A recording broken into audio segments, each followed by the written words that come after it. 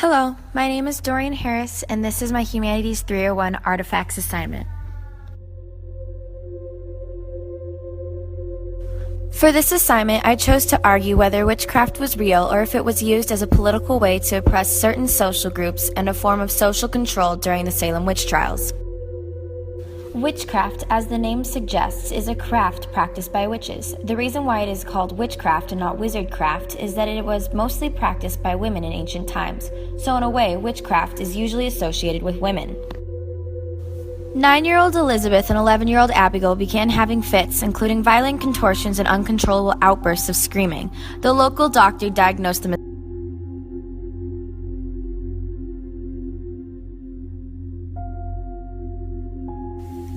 in an effort to explain by scientific means the strange affliction suffered by those bewitched Salem residents in 1692, a study published in Science magazine in 1976 cited the fungus ergot.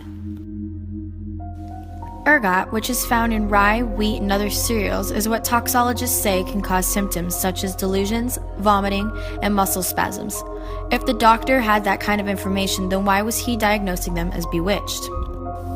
Women were thought to be the weaker sex and have a naturally ungovernable and lustful nature. This opinion of women was formed from Adam and Eve, when Eve was the one who tempted Adam. Women were the temptresses, and that scared the men. The Salem witch trials were really about the fear of women and the fear of women's independence. The women started to behave in a way that the men found threatening. They were beginning to ignore certain values and weren't living up to the Puritans' expectations, and this is what caused the Salem witch trials to begin. Over 3 centuries, approximately 100,000 persons, most of whom were women, were put to death under the guise of witch hunts, particularly in colonial Massachusetts.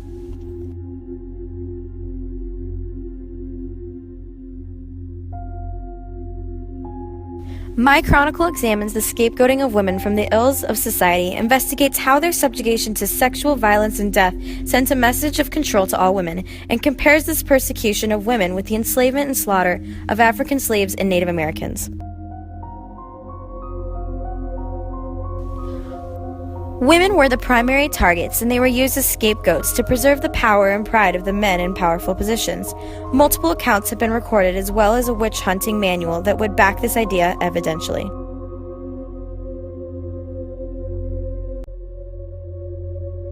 During the Salem witch trials, an accused person's fate was determined by whether they chose to confess to or deny practicing witchcraft. Either way, it was a lose-lose situation for the accused because they would lose their property, get thrown in jail, and possibly die of bad conditions or even get hanged. Women were used as scapegoats for men's actions. When they stepped out of line, they became a convicted witch. When they tried to stand up for themselves, they became a victim of the witch trials. The Salem witch trials were not just for killings of self-proclaimed witches, but were a mass genocide. They used a political way to oppress certain social groups in a form of social control.